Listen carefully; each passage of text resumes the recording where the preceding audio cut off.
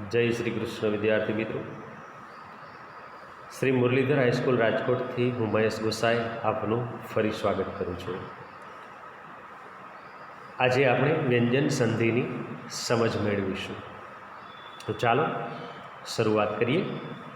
सर्वप्रथम व्यंजन संधि एटले शुं? तो व्यंजन साथे व्यंजन के स्वर जोड़ाईने बनता नवा शब्दने व्यंजन संधि कहे छे। बराबर समझो। अगाऊ आपणे स्वर संधि समझी गया छे। एमां आपणे वात करेली के स्वर तो कि गुजराती भाषाना 13 छे अने व्यंजनो क थी ज्ञ सुधीना। तो आपणे ए अहींया खास ध्यान राखवानुं छे कि व्यंजन साथे व्यंजन जोड़ाईने पण व्यंजन संधि बनशे अथवा तो व्यंजन साथे स्वर जोड़ाईने पण व्यंजन संधि बनशे। चालो नियमोनी एक पछी एक विगतवार माहिती समझ मेळवता जईए। तो नियम पहलो छे ई के उ वधता स बराबर एनो श बने छे। बराबर। हवे अहींया प्लस पहेला रस्व ई अथवा तो रस्व उ आपेला हशे अने वधता पछी स आपेलो हशे तो ए स आपेलो छे एनो फाड़ी श बनी जशे। हवे जो परिवर्तन अहींया स्वर संधि करता जुदुं छे। स्वर संधि में वधता पहला एटले के प्लस पहलाना अक्षर में परिवर्तन थतुं हतुं, ज्यारे अहींया जे जग्याए स आपेलो हशे त्या परिवर्तन थशे। अहींया पहला नियमनी अंदर प्लस पछी स आपेलो छे तो ए स नी अंदर परिवर्तन थशे। जोईए आपणे उदाहरण साथे। तो पहलुं उदाहरण छे वी वधता सम बराबर विषम। हवे तमे जोई शको छो आपणे स बनाववानो छे तो अहींया आपणे प्लस पछीनो स एनी जग्याए मात्र आपणे फाड़ी श बनावी दीधो अने एनुं करी दीधुं आपणे विषम। बराबर। बराबर याद राखजो क्यां परिवर्तन थाय छे, कारण के अहींया परिवर्तन ज अगत्यनुं छे। एवी ज रीते बीजो शब्द छे नि वधता शेद बराबर निषेध। तो त्यां पण तमे जोई शको छो प्लस पछीनो स छे एनी जग्याए आपणे फाड़ी श बनावी दीधो छे एटले एनुं बनी गयुं निषेध। त्रीजो शब्द छे सु वधता सुप्त बराबर सुषुप्त। तो त्यां पण तमे जोई शको छो पहलो सु एम नाम छे, बीजो सु छे एनी जग्याए आपणे फाड़ी श बनावी दीधो छे। तो अहींया आ नियममां आ वस्तु याद राखवानी कि जे जग्याए स छे प्लस पछीनो त्यां परिवर्तन करी अने आपणे फाड़ी स बनाव्यो छे। चालो नियम 2 नी वात करी दईए। नियम बीजो स वधता त बराबर श बने छे पण ए स केवो हशे तो कि अर्ध स हशे। अहींया तमे जुओ छो काउंसनी अंदर मैं स पूर्ण लख्यो छे कारण के अर्ध स लखातो नथी एटला माटे ए आखो स कर्यो छे। खरेखर त्यां अर्ध स आपणे लखवानो होय। जो हूँ लखीने तमने समजावत तो अर्धो स करी शकाय पण अहींया सॉफ्टवेरनी अंदर अर्धो स थतो नथी। हाँ, खोड़ो थई शके। चालो एनुं उदाहरण समझी लईए अने क्यां परिवर्तन थाय छे बराबर समझजो। तो निहि निस वधता तेज बे रीते लखी शकाय छे। तो त्यां तमे जोई शको छो कि परिवर्तन क्यां थयुं। तो अहींया प्लस पहला स छे एना परिवर्तननी वात आपणे करवानी छे। पहला नियममां प्लस पछीना स मां परिवर्तन थतुं हतुं, अहींया प्लस पहलाना स नी अंदर परिवर्तन थाय छे एटले निस प्लस तेज होय तो पण निस्तेज बनशे अने निहि प्लस तेज हशे तो पण निस्तेज बनशे। पण स केवो बनी जशे तो कि अर्धो, कारण के आपणे निस्तेज लखવું होय तो स आखो लखी शकता नथी एटले त्यां आपणे एने अर्धा स तरीके उपयोग करी अने लखता होईए छे एटले ते निस्तेज बनी जशे। एटले अहींया प्लस पहेलाना स मां परिवर्तन थाय छे एटले व्यंजन संधिमां मोटे भागे स नुं परिवर्तन थतुं होय छे। बीजो शब्द दुस वधता तर बराबर दुस्तर। तो दुस्तर आपणे लखવું होय तो स्वाभाविक है आपणे स अर्धो करवाना छीए। तो अहींया पण तमे जोवो छो प्लस पहला स छे તો આ નિયમની અંદર પ્લસ પહેલાંના સની અંદર પરિવર્તન થયું છે, પહેલા નિયમમાં પ્લસ પછીના સમાં પરિવર્તન થયું હતું. એટલે આ બાબતને ખાસ આપણે સમજવાની રહેશે. તો અહીંયા નિયમ 2ની વાત આપણે પૂર્ણ કરીએ છીએ. નિયમ 3. તો ત્રીજો નિયમ શું કહે છે? સ વત્તા ટ અથવા તો ઠ હોય તો એનો ફાડી સ બની જશે. હવે જોજો અહીંયા પણ પ્લસ પહેલાંના સમાં પરિવર્તન થશે. કેવી રીતે જોઈએ આગળ? ધનુહુ અથવા ધનુષ પ્લસ ટંકાર બરાબર ધનુષ ટંકાર. હવે જો ધનુષ ટંકાર તમારે લખવું હોય તો ફાડી સ કરવો જ પડે. એટલે પ્લસ પહેલાંનો સ છે એની જગ્યાએ આપણે શું કરી દીધું? તો કે ફાડી સ બની અને એની સાથે ટંકાર જોડાવી દીધું, એટલે કે જોઈન્ટ કરી દીધું. એટલે બની ગયો ધનુષ ટંકાર. ઓકે, ચાલો બીજો શબ્દ છે નિસ વત્તા ઠુર બરાબર નિષ્ઠુર. તો ત્યાં પણ જોઈ શકો છો તમે પ્લસ પહેલાંનો સ છે એની જગ્યાએ આપણે ફાડી સ એટલે કે અડધો સ મૂકી દીધો, નિષ્ઠુર. ઓકે, ચાલો નિયમ નંબર 4. સ વત્તા ક અથવા તો પ હોય તો એનો પણ ફાડી સ બને. પરંતુ એક વસ્તુ અહીંયા યાદ રાખવાની છે કે સ પહેલાં ઈ અથવા તો ઉ હોવો જોઈએ. હવે જો અહીંયા બરાબર સમજજો આ નિયમની અંદર કે સ પહેલાં ઈ કે ઉ હોવો જોઈએ. ક્યાં? તો કે જ્યારે તમે પ્લસ પહેલાંનો સ જુઓ છો એની પહેલાં. તો પહેલાં ઉદાહરણમાં આપણે જોઈએ નિસ વત્તા કામ બરાબર નિષ્કામ. નિષ્કામ લખીએ એટલે અડધો શ કરવો પડે, ફાડી શ કરવો પડે. હવે આપણો નિયમ છે કે આ નિયમ ક્યારે લાગુ પડે? તો કે પ્લસ પહેલાંનો સ છે એની પહેલાં ઈ અથવા તો ઉ હોવો જોઈએ. તો અહીંયા આપણા પહેલા નિયમની અંદર તમે જોઈ શકો છો કે સની પહેલાં ની એટલે કે ઈ આપેલો છે ને ઈ. ઓકે, ચાલો એવું જ બીજું ઉદાહરણ છે નિસ વત્તા પક્ષ બરાબર નિષ્પક્ષ. તો એમાં પણ સ પહેલાં ઈ એટલે કે ની આપેલો છે, એટલે એ નિયમ બરાબર લાગુ પડે છે. અને બંને પ્લસ પછી તમે જોઈ શકો છો આપણે લખ્યું છે કે ક અથવા તો પ હોવો જોઈએ. તો બંનેમાં પહેલાંમાં ક છે અને બીજામાં પ છે. તો નિયમ એક્ઝેક્ટ બરાબર છે. એ નિયમને આપણે સમજવાનો છે. તો એ શબ્દો બન્યા નિષ્કામ અને નિષ્પક્ષ. એટલે આપણે બનાવવાનો હતો સ, તો એ સ બની ગયો. પણ આપણે લખવાનો છે કેવો? અડધો સ લખવાનો છે. કારણ કે ત્યાં જોડણી આપણે લખીએ છીએ ત્યારે નિષ્કામ બોલીએ એટલે ત્યાં અડધો સ લખવો પડે. એવી જ રીતે નિષ્પક્ષ લખીએ ત્યારે પણ અડધો સ લખવો પડે. ચાલો હવે ઉ વાળો નિયમ એમાં કે સ પહેલાં ઉ. કેવી રીતે? તો કે દુષ પ્લસ કાળ ઇક્વલ ટુ દુષ્કાળ. કેવી રીતે? તો કે સ પહેલાં ઉ હોવો જોઈએ. ઈ વાળો તો આપણે સમજી લીધો. તો અહીંયા સ પહેલાં ઉ છે, ઉનો મતલબ દુ બોલતા ઉનો ઉચ્ચાર થાય. એવી જ રીતે બીજા ઉદાહરણમાં પણ સ પહેલાં દુ છે એટલે એનો પણ ઉચ્ચાર કરતા ઉ થાય. એટલે બંને ઉદાહરણો આપણને ઉવાળા છે છેલ્લા બંને. અને ત્યાર પછી ક કે પ હોવો જોઈએ. તો બંનેમાં ક અને પ છે, કાળ અને પ્રાપ્ય બરાબર છે. એટલે દુષ વત્તા કાળ અને દુષ વત્તા પ્રાપ્ય બંનેની અંદર ક અને પ મળી ગયા.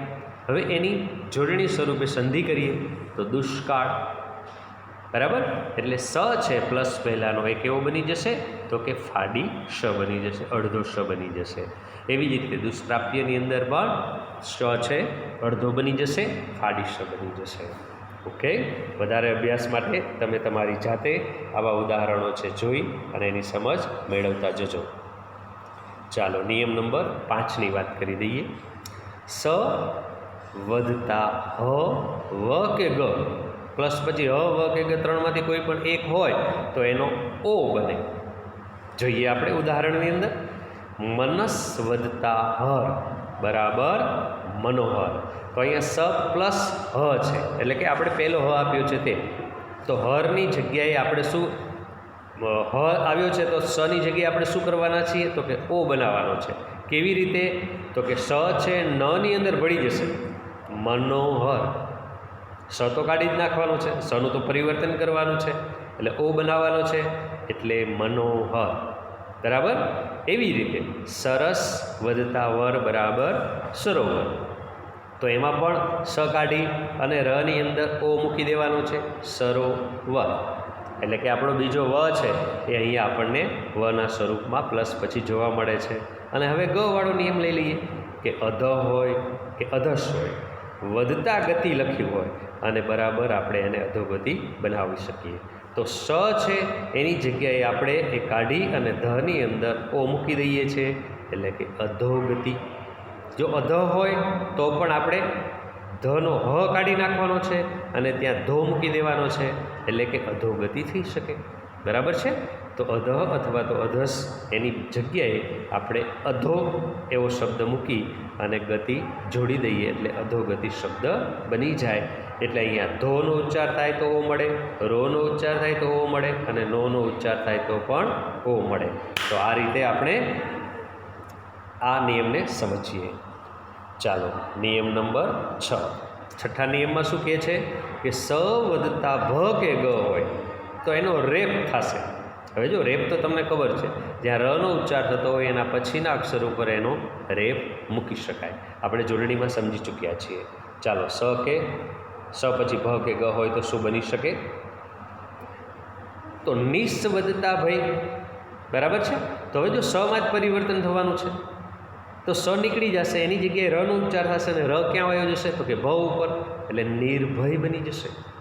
એવી જ રીતે દુષ વધતા ગતિ, ભ અથવા તો ગ પ્લસ પછી જોઈ તો આપણી પાસે બે એક ઉદાહરણ છે ભ અને ગનું. તો દુષ્ગતિમાં પણ સ નીકળી જશે અને સની જગ્યાએ રનો ઉચ્ચાર થશે અને ર ક્યાં વયો જશે? ગ ઉપર, એટલે કે જ્યાં રનો ઉચ્ચાર થાય એના પછીના અક્ષર ઉપર એ રેપનું સ્વરૂપ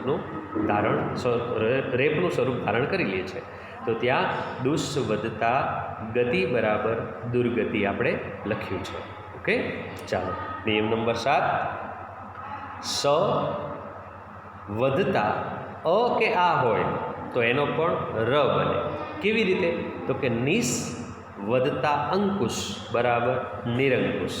જો પરિવર્તન સમાં જ થવાનું છે તો નિસ સ નીકળી જશે અને ત્યાં સ્વરૂપ આવી જશે રનું, એટલે નિરંકુશ. હવે છે એ આગળ રની અંદર ભળી ગયો અનુસ્વાર સાથે, એટલે ત્યાં નિરંકુશ બન્યું. અહીંયા તમે જોઈ શકો છો કે અહીંયા સ્વર તમને જોવા મળે છે.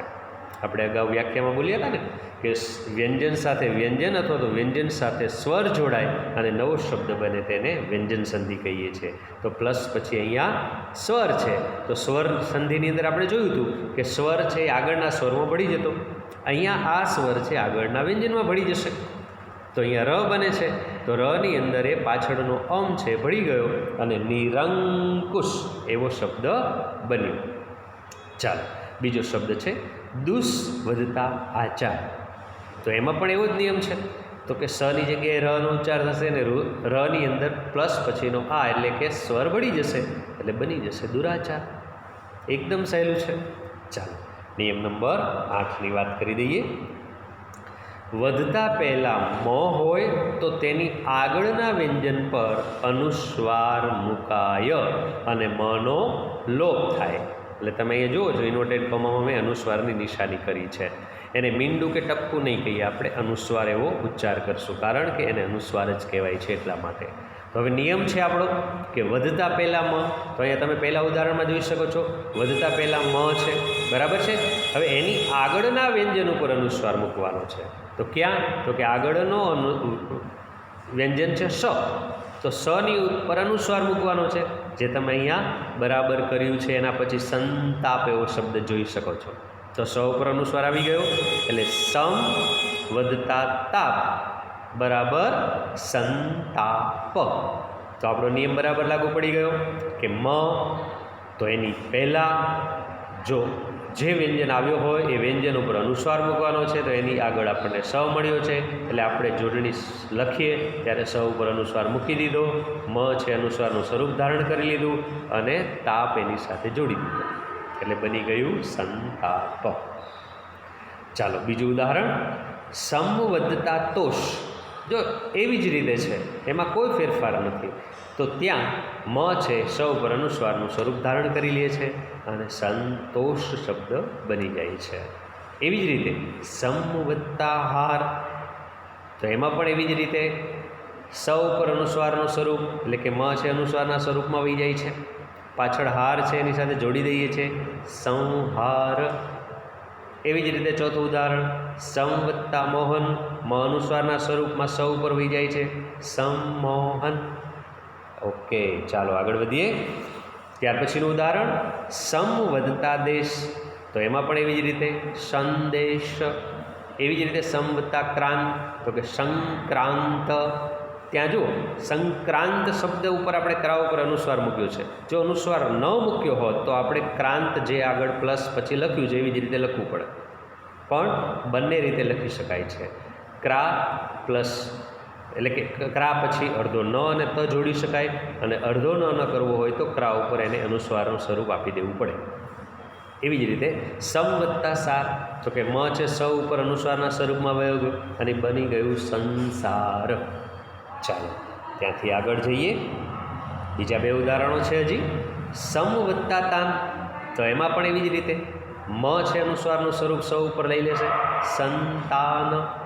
એવી જ રીતે સમ વત્તા યમ, તો કે એમાં પણ મ છે સ ઉપર અનુસ્વારનું સ્વરૂપ લઈ લેશે, બની જશે સંયમ. તો આ રીતે ખૂબ સરસ સારી રીતે ધીરજપૂર્વક ખંતપૂર્વક સમજતા જજો. નિયમો સહેલા છે, પ્રેક્ટિસ કરવી પડશે.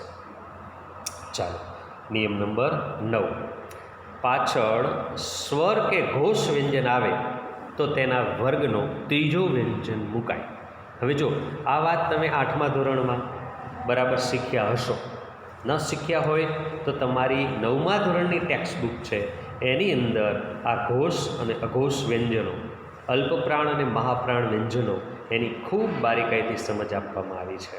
તો એને તમારે સમજવી પડશે, તો જ તમે એના વર્ગનો ત્રીજો વ્યંજન સમજી શકશો. અહીંયા આપણે થોડીક વાત એની કરશું અને એ પ્રમાણે એને સમજાવવાનો પ્રયાસ કરશું. હવે અહીંયા તત્વધતા અનુસાર, જો એ તમે જો પાછળ સ્વર કે ઘોષ વ્યંજન હોય તો અહીંયા આપણને સ્વર જોવા મળે છે. પાછળ એટલે ક્યાં, તો કે પ્લસ પછી. તો એના વર્ગનો ત્રીજો વ્યંજન મુકાય છે. તો અહીંયા તત્વધતા અનુસાર, તો અહીંયા ત જે છે પ્લસ પહેલાંનો પાછળનું સ્વર આવ્યો છે, એટલે આપણે તનો ત્રીજો ત, થ અને દ, તો દ છે એના વર્ગનો ત્રીજો વ્યંજન થયો, એટલે એને આપણે દનું સ્વરૂપ આપ્યું તદનુસાર. તત્વધતા અનુસાર બરાબર તદનુસાર, એટલે કે અ છે એ તની જગ્યાએ દનું સ્વરૂપ લઈ લેશે, કારણ કે દ બોલો એટલે અનો ઉચ્ચાર થશે, ત નીકળી જશે, એટલે તદનુસાર થઈ જશે.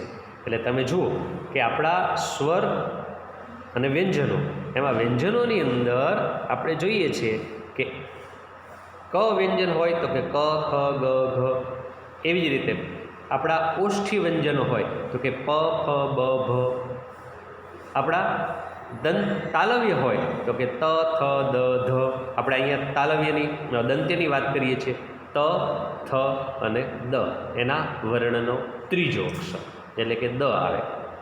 તો એ તમે 9મા ધોરણની ટેક્સ્ટ બુકની અંદર આ વ્યંજનોની વાત કરવામાં આવી છે.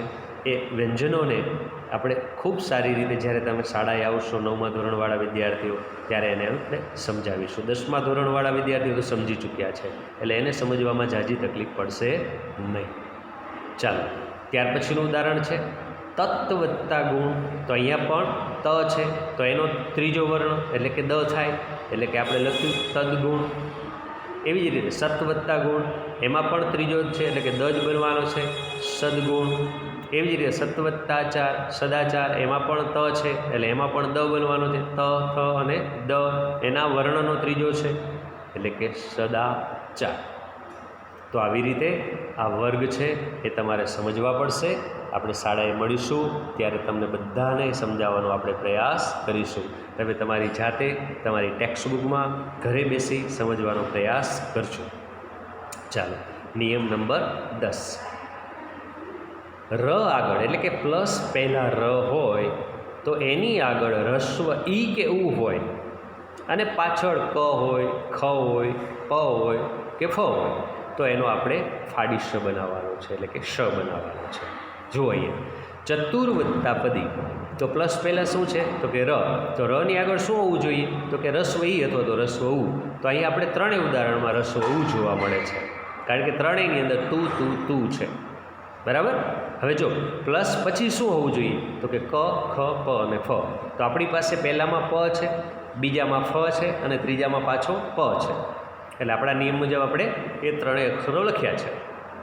તો પહેલાંની સંધિ આપણે કરીએ તો કેવી રીતે થાય કે ચતુર્વત્તાપદી બરાબર ચતુષ્પદી. ફાડી સ બનાવવાનો છે, બની ગયો, પણ એ અડધો બનાવવાનો છે એટલે અહીંયા ચતુષ્પદી એવો આપણે રની જગ્યાએ અડધો સ મૂકી અને આ શબ્દ બનાવ્યો છે. ત્યાર પછીનું ઉદાહરણ છે ચતુર્વદતા ફલક. તો ત્યાં આપણે રની જગ્યાએ અડધો સ મૂકી દઈએ, ચતુષ્ફલક. એવી જ રીતે ચતુહુ અથવા તો ચતુર્વત્તાપાદ બરાબર ચતુષ્પાદ. તો ત્યાં પણ આપણે રની જગ્યાએ શું મૂકીએ છીએ તો કે અડધો શ મૂકી દઈએ છીએ એટલે ચતુષ્પાદ. ઓકે, ચાલો નિયમ નંબર 11ની વાત કરી દઈએ. ત પ્લસ ડ, તો એનો પણ ડ જ બનશે. કેવી રીતે તો કે ઉત્ત વત્તા ડયન. તો તની જગ્યાએ બીજો અડધો ડ છે એ જોઈન્ટ કરી અને આપણે ઉપર નીચે એ ડને લખવાના છે અને આપણે એનું સંધિ સ્વરૂપ આપી શકીએ ઉડ્ડયન. તો તની જગ્યાએ બીજો અડધો ડ આપણે મૂકી દેવાનો છે કારણ કે આપણો નિયમ છે. અહીંયા ઉપર આપણે જોયું હમણાં કે ત વત્તા ડ હોય તો એનો ડ બને. તો અહીંયા ત વત્તા ડ છે તો એની જગ્યાએ આપણે શું બનાવ્યું ઉડ્ડયન. તો આ થઈ વ્યંજન સંધિની વાત. તો વ્યંજન સંધિમાં આટલા નિયમો છે એને ખાસ બારીકાઈથી અભ્યાસ કરજો, એમાં બીજા ઉદાહરણો શોધજો અને વારંવાર એને વાંચજો, એને ગ્રહણ કરવાનો પ્રયાસ કરજો. તો તમને ગમે ત્યારે ગમે ઉદાહરણ આવી રીતે વ્યંજન સંધિનું પૂછે તો તમને આવડી જ જાય અને આપણા માર્ક્સ આપણે મેળવી લઈએ. ચાલો વિસર્ગ સંધિના થોડા ઉદાહરણો છે એની પણ વાત કરી દઈએ એટલે અહીંયા આપણે સંધિને આજે પૂર્ણ જ કરી દેવી છે. ચાલો વિસર્ગ સંધિ વાત કરી હતી એ મુજબ વિસર્ગ કોને કહેવાય તો કે જ્યાં હનો ઉચ્ચાર થાય, વિસર્ગના નિશાનનું એટલે કે બે ટપકા ઉપર નીચે એને આપણે વિસર્ગ કહીએ છીએ. વિસર્ગ સંધિ એનો નિયમ સ વધતા સ કે શ હોય તો એનો વિસર્ગ બને. તો જો અહીંયા પ્લસ પહેલા શબ્દની અંદર સ છે આપણા નિયમ મુજબ અને પ્લસ પછી મીંડાવાળો શ આપણે જોઈ શકીએ છીએ, બરાબર. તો એનું શું બને તો કે જ્યારે લખીએ ત્યારે બે ટપકા એટલે કે વિસર્ગની નિશાની કરવી પડે અને સ નીકળી જશે. જો તમે સનું જ પરિવર્તન છે વ્યંજન સંધિ અને વિસર્ગ સંધિની અંદર, તો નિસ વધતા શબ્દ બરાબર નિહી શબ્દ, બરાબર. સ નીકળી ગયો અને એનું સ્થાન કોને લઈ લીધું તો કે વિસર્ગે, નિહી શબ્દ. એવી જ રીતે બીજું ઉદાહરણ છે નિસ વધતા સંતાન, તો શું બની ગયું નિહી સંતાન, સની જગ્યાએ વિસર્ગ આવી ગયો. ત્રીજું ઉદાહરણ નિસ વધતા શ્વાસ, તો કે નિહી શ્વાસ, સની જગ્યાએ વિસર્ગ આવી ગયો, બે ટપકાનું નિશાન, પાછળનો શબ્દ તો એમના જોડી જ દેવાનો છે. એવી જ રીતે નિસ વધતા સ્વાર્થ, તો કે નિહી સ્વાર્થ. લખવાનું છે સ કાઢીને માત્ર વિસર્ગ. ઓકે, ચાલો ખૂબ સરસ. નિયમ બીજો સ વધતા પ અથવા તો ક હોય તો એનો પણ વિસર્ગ બને છે. કેવી રીતે અહીં આપણે પ અને કના 4 ઉદાહરણો લીધા છે. પહેલું પનું છે, બીજું કનું, ત્રીજું પનું, ચોથું પાછું કનું. કેવી રીતે તો કે અધશ વધતા પતન, તો સની જગ્યાએ શું આવી જશે તો કે અહીંયા આપણે લખ્યું છે મુજબ વિસર્ગ આવી જશે. અધશ પતનની જગ્યાએ અધઃ પતન. એવી જ રીતે અધશ વધતા કાર્ય, સની જગ્યાએ વિસર્ગ અધઃ કાર્ય. એવી જ રીતે અધશ વધતા પાત, સની જગ્યાએ વિસર્ગ અધઃ પાત. પ્લસ પછીનો શબ્દ માત્ર જોડી દેવાનો છે, સ કાઢી ત્યાં વિસર્ગ મૂકવાનો છે. અધસ વધતા કાર્ય, ત્યાં બની જશે અધઃ કાર્ય. એકદમ સહેલું. ચાલો નિયમ નંબર 3માં જઈએ. બરાબર સમજો. વિસર્ગ પહેલાં અસ્વર અને પછી અસ્વર, એટલે કે પહેલાં વિસર્ગ પહેલાં અને વિસર્ગ પછી પણ, એટલે કે પ્લસ પછી પણ અસ્વર હોય અથવા અન્ય કોઈ ઘોષ વ્યંજન હોય તો વિસર્ગનો ઓ થઈ જાય. કેવી રીતે તો કે અધઃ વધતા ગતિ. તો ધહ બોલો છો એની આગળ શું છે તો કે અસ્વર. તમે જોઈ શકો છો વિસર્ગ પહેલાં અસ્વર, તો વિસર્ગ ધનો ઉચ્ચાર કરો તો ત્યાં શું આવ્યો છે તો કે અ સ્વરનો ઉચ્ચાર થઈ શકે છે. અથવા અન્ય કોઈ ઘોષ વ્યંજન હોય તો વિસર્ગનો ઓ થાય. તો અહીંયા આપણે જોઈએ છીએ કે અધઃ, તો ધહ એ નીકળી જશે કારણ કે ત્યાં આપણે ઓ બનાવવાનો છે, આગળ અ છે એટલે કે અધોગતિ. એકદમ સહેલું છે. માત્ર સમજવાનું છે. એવી જ રીતે મનઃ વધતા બલ, તો મનઃ તો નહ એની આગળ મ છે એટલે કે ગોસ વ્યંજન છે, તો એની જગ્યાએ આપણે ન મૂકવી દેવાનો છે. બરાબર, મનોબલ વિસર્ગ કાઢી નાખવાનો છે અને કાનોને માત્ર મૂકીએ તો જો બની શકે, કાનો માત્ર લગાડી દેવાની છે એટલે મનોબલ થઈ જશે. નિયમ એકદમ સહેલો છે પણ સમજવાનો પ્રયાસ કરવો પડે. ચાલો નિયમ નંબર 4ની વાત કરી દઈએ. વિસર્ગ પહેલાં અ અને આ સિવાયના અન્ય કોઈ સ્વર હોય અને વિસર્ગ પછી અન્ય કોઈ પણ સ્વર કે ઘોષ ધ્વનિ હોય તો વિસર્ગનો ર થાય. તો અહીંયા તમે જો વિસર્ગ પહેલાં ઈ છે, બરાબર, અ અને આ સિવાયનો સ્વર એટલે કે ની બોલો એટલે શું બને? ઈ. તો બંનેમાં ઈ સ્વર છે. અને પ્લસ પછી આહાર એવો શબ્દ છે, બીજામાં પ્લસ પછી ધન એવો શબ્દ છે, તો આપણે એનો શું બનાવવાનો છે? ર બનાવવાનો છે. પહેલામાં ર આખો બનશે, બીજામાં રેપનું સ્વરૂપ ધારણ કરશે. પહેલો શબ્દ છે નિહિ વત્તા આહાર બરાબર આપણે શું બનાવ્યું? નિરાહાર. બરાબર. બીજામાં બનાવ્યું નિહિ વત્તા ધન બરાબર નિર્ધન. તો ત્યાં આપણે રેપના સ્વરૂપમાં રને લઈ લીધો છે, બને છે તો ર જ. બરાબર, આટલું ધ્યાન રાખવું પડશે. ક્યાંક રનું સ્વરૂપ લેશે, ક્યાંક ર વિસર્ગનું સ્વરૂપ લેશે. ચાલો નિયમ નંબર 5. નિહિ વધતા ર તો બરાબર ની બને અને વિસર્ગનો લોપ થાય. એટલે કે નિહિ, હીનો ઉચ્ચાર એટલે કે વિસર્ગ, એ વિસર્ગનું આપણે લોપ કરી નાખવાનું, એટલે કે કાઢી નાખવાનું છે. લોપ થવું એટલે કાઢી નાખવું, નીકાળી દેવું. નિહિ વત્તા રો શબ્દ બન્યો ની રો ગ. હવે નીમાં શું પરિવર્તન આવ્યું? તો કે ની છે આપણે દીર્ઘ લખીએ છીએ. જો અહીંયા 3 અક્ષરનો નિયમ લાગુ નહીં પડે. અહીંયા આ શબ્દ નિરોગ આપણે નિદીર્ઘ બનાવીને જ લખવો પડે છે. નહીં તે 3 અક્ષરના શબ્દનો નિયમ છે કે વચ્ચે દીર્ઘ અક્ષર આવતો હોય તો પહેલો રસ્વ લખાય, વચ્ચે રસ્વ આવતો હોય તો પહેલો દીર્ઘ લખાય. પણ અહીંયા એ નિયમ લાગુ પડતો નથી, કારણ કે સંધિની અંદર આ એક અપવાદ સ્વરૂપે, જોડણીની અંદર એક અપવાદ રૂપે આપણી સામે શબ્દ છે, એને આપણે એની જેમ છે એમ જ લખીએ છીએ.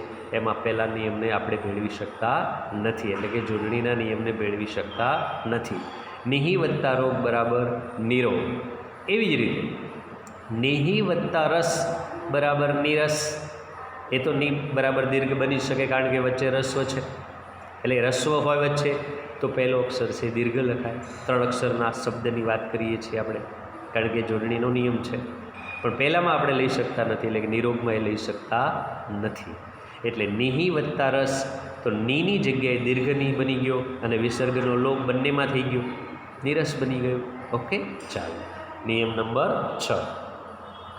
નિહિ નહ, એના પછી ચ કે છ અથવા તો શ હોય તો એનો શ જ થાય. નિહિ અને નહ હોય. જોઈએ શબ્દની અંદર, જો નિહિ વત્તા ચિંત, તો આપણે શું કરી દીધું આપણું એને? નિશ્ચિંત. હવે નિયમમાં તમે જોઈ શકો છો પાછા ફરીથી કે ચ, છ અને શ હોય તો આપણી પાસે અહીંયા શું છે? ચ, પહેલાં ઉદાહરણની અંદર. એટલે કે નિહિ એની જગ્યાએ આપણે ખાલી ની વિસર્ગનો ત્યાં આપણે લોપ કરી દઈએ છીએ અને એની જગ્યાએ આપણે મીંડાવાળો શ લગાડી દઈએ છીએ. નિશ્ચિંત લખો છો ત્યારે એની અંદર જે શ દેખાય છે એમાં મીંડાવાળો શ સામેલ છે. એવો જ લખવો એવું જરૂરી નથી. શ અને જ જોડાય છે, શ અને ચ જોડાય છે એટલે નિશ્ચિંત બને છે. પણ એ શ કયો કહેવાય? તો કે મીંડાવાળો શ કહેવાય. ચાલો ત્યાર પછી મનઃ વત્તા ચક્ષુ, તો એની અંદર આપણે પાછો ચ લીધો છે તો નહનો વિસર્ગ નીકળી જશે અને ત્યાં થઈ જશે મનશ્ચક્ષુ, મનઃચક્ષુ. એવી જ રીતે પુનઃ વત્તા ચ, પુનશ્ચ, મીંડાવાળા શનો ઉચ્ચાર થવાનો છે, પુનશ્ચ, મનશ્ચક્ષુ. બરાબર. તો આ રીતે વિસર્ગનો અહીંયા આપણે લોપ કરીએ છીએ અને વિસર્ગના લોપની સાથે ત્યાં આપણે મીંડાવાળો સ મૂકી દઈએ છીએ, એટલે એ આપણો નિયમ આપણને મળી જાય છે. વિદ્યાર્થી મિત્રો, અહીંયા આપણે આપણી સ્વર સંધિ, વ્યંજન સંધિ અને વિસર્ગ સંધિની વાત પૂર્ણ કરીએ છીએ. ફરી નવા ટૉપિક સાથે ફરીથી મળશું. ત્યાં સુધી મને રજા આપશો. જય શ્રી કૃષ્ણ, જય ગુજરાત.